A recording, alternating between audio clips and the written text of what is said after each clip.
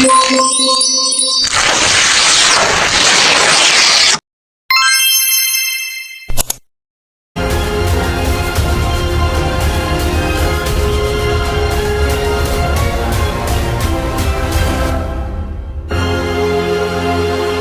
kita simak materi berikut.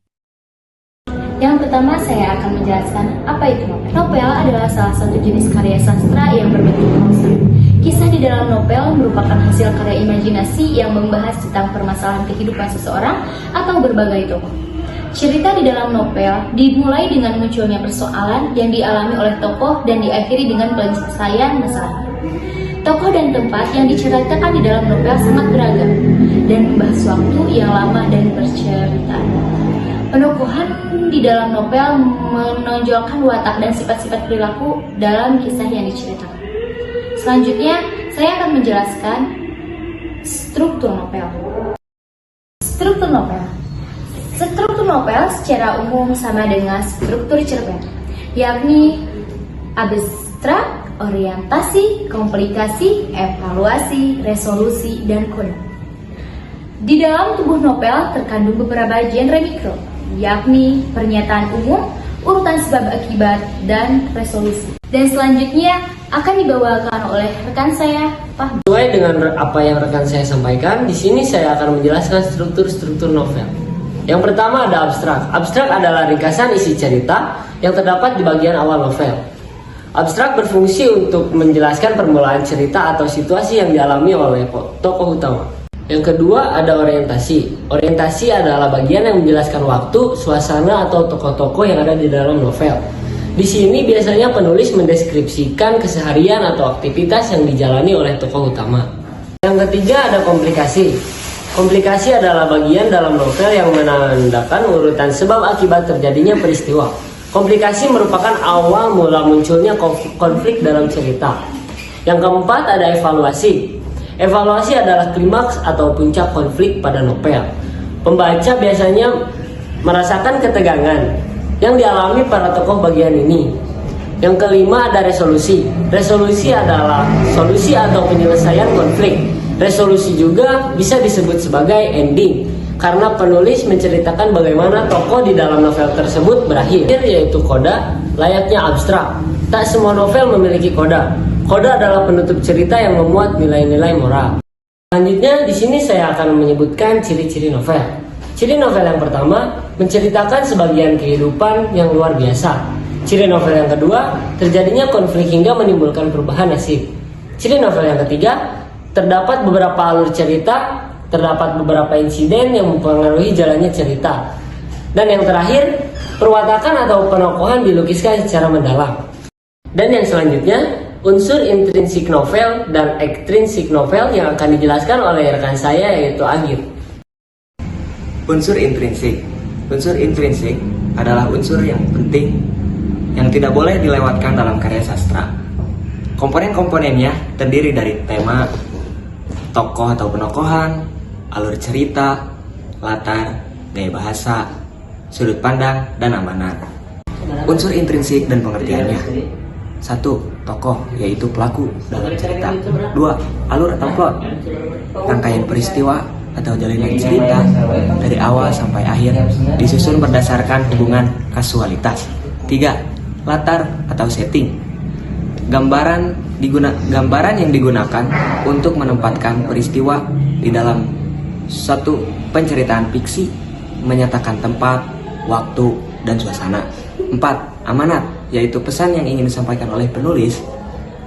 Pesan merupakan sesuatu yang dapat memberikan tambahan pengetahuan, pendidikan, bermakna dalam hidup, memberikan penghiburan, kepuasan dalam kehidupan, batin, dan terhadap hidup. 5. Sudut pandang atau point of view adalah posisi kedudukan pengarang dalam membawakan karangan cerita. Unsur ekstrinsik. Unsur ekstrinsik merupakan unsur luar yang berada dalam sebuah cerita yang juga ikut membangun jalannya suatu cerita. Meskipun unsur ekstrinsik membangun suatu karya sastra, namun secara langsung mempengaruhi karya sastra tersebut. Contoh unsur ekstrinsik: Pertama ada latar, kondisi keagamaan. Dua, ada kebudayaan. Ketiga, ada sosial. Keempat, ada ekonomi. Kelima, ada nilai-nilai yang dianut oleh masyarakat. Selanjutnya kita akan membahas novel Ronggeng Dukuh Paruk. Ronggeng Dukuh Paruk adalah hasil karya penulis Indonesia asal Banyumas Ahmad Tohari yang pertama kali diterbitkan pada tahun 1982. Ronggeng Dukuh Paruk menceritakan tentang percintaan Serintil, seorang penari ronggeng, dan Rasus, teman dari kecil Serintil yang berprofesi sebagai tentara.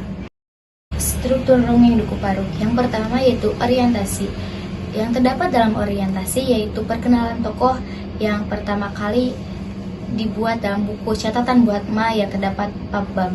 Bab pertama menceritakan kehidupan Serintil dan Rasus yang dari kecil harus ditinggalkan kedua orang tua mereka karena kejadian keracunan tempe bongkrek yang menimpa warga Dukuh Paruk. Dan yang kedua yaitu kematian Emak Rasus dan kehidupan kisah Cemenggala. Dan pada bab ketiga menceritakan tentang sayembara buka kelambu. Dan keempat, semua penokohan diceritakan.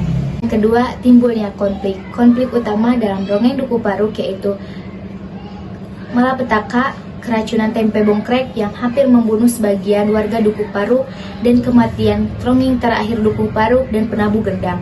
Rasus sebagai pemain utama juga mengalami malapetaka tersebut. Kemudian timbulnya konflik yang lain ketika Serintil yang harus menjadi penari ronggeng baru dan mengakibatkan kehidupan Serintil sangat amat berubah. Ketiga adalah peningkatan konflik. Peningkatan konflik terjadi pada bab kedua dan ketiga, yang mana pada bab kedua dan ketiga itu Serintil harus menyelesaikan syarat-syarat terakhir sebagai penari ronggeng yang dinamai dengan syarat buka kelambu, yang dimana syarat itu yang akan mengakibatkan menggoyahkan hubungan Serintil dan Rasus. Yang keempat ada klimaks.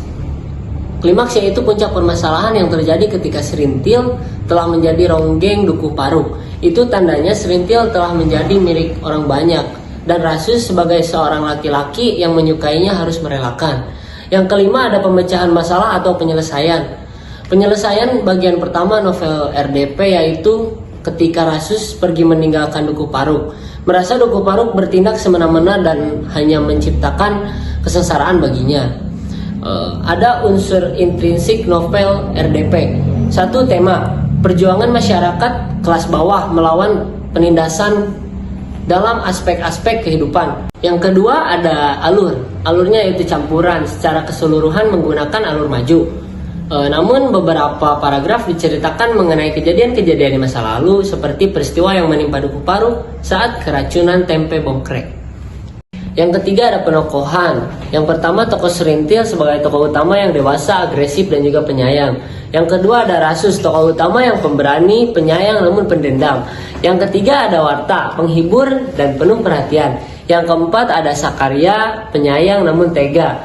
Yang kelima ada Dursun, sangat bersahabat. Yang keenam ada Nenek Rasus, dia sangat linglung. Yang ketujuh ada Ki Kertareja, yaitu dia sangat egois. Dan yang kedelapan ada Nyi Kertareja, dia sama egois.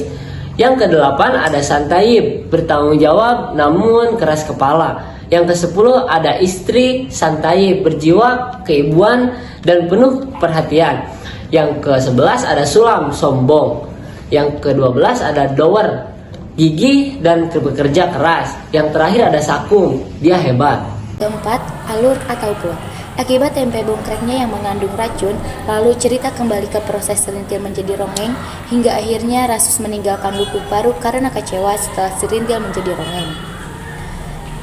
Lalu penurunan konflik terjadi ketika Indang Ronggeng telah menghilang dan Serintil memutuskan untuk berhenti meronggeng dan ingin membangun rumah tangga. Namun cerita ini dibuat dengan akhir cerita yang menggantung karena Serintil gila akibat dikecewakan oleh Bajus dan ternyata tidak menikahinya.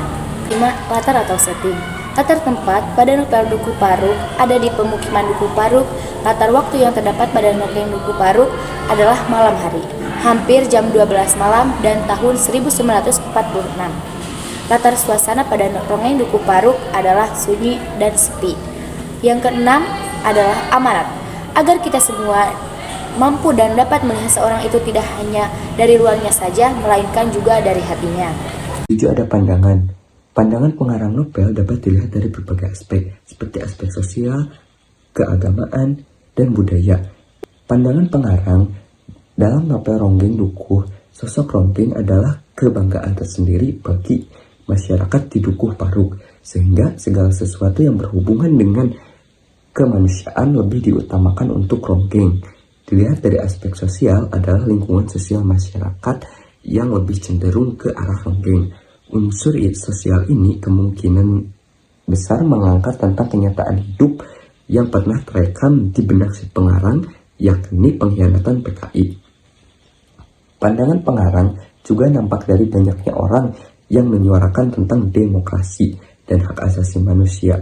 Hal ini nampak dari sosok Serintil, Rasus, dan lain-lain yang banyak tentang pentingnya kesadaran terhadap masalah kemanusiaan. Sedangkan pengarang dalam novel Ronggeng Dukuh Paruk dilihat dari aspek keagamaan lebih cenderung tidak diperlihatkan karena warga Dukuh Paruk lebih mempercayai adanya nenek moyang dan hal-hal animisme. 8 ada gaya bahasa, smile atau perbandingan. Seperti tetapi Serintil tenang seperti awan putih di musim kemarau yang terus bergerak. 9 ada tema. Novel ini mengangkat tema perjuangan. Unsur ekstensif novel Ronggeng Dukuh Paruk. Yang pertama yaitu nilai politik. Adanya ketidaksewenangan yang menindas orang-orang yang tidak mengetahui apa-apa tentang nilai-nilai politik. Yang kedua yaitu adalah nilai sosial. Nilai sosialnya itu kesadaran setiap orang terhadap nilai-nilai kemanusiaan masih kurang di bangsa ini. Dan yang ketiga yaitu adalah nilai ekonomi. Nilai ekonomi yang terjadi di daerah terpencil seharusnya mendapat perhatian dari luar. Namun di dalam novel Ronggeng Dukuh Paruk ini tidak. Dan yang kemudian yaitu adalah nilai moral. Nilai moralnya, kita tidak boleh melupakan kampung halaman jika kita sukses di luar kampung. Dan kita juga tidak boleh melakukan hal-hal yang sangat tidak baik untuk diri kita sendiri. Dan yang terakhir adalah nilai kebudayaan. Nilai kebudayaannya yaitu tentang seorang penari ronggeng di Jawa Tengah. Walaupun tidak tahu pasti di mana letak keberadaan Dukuh Paruk, tetapi dalam beberapa kosakata terdapat bahasa Jawa. Thank you.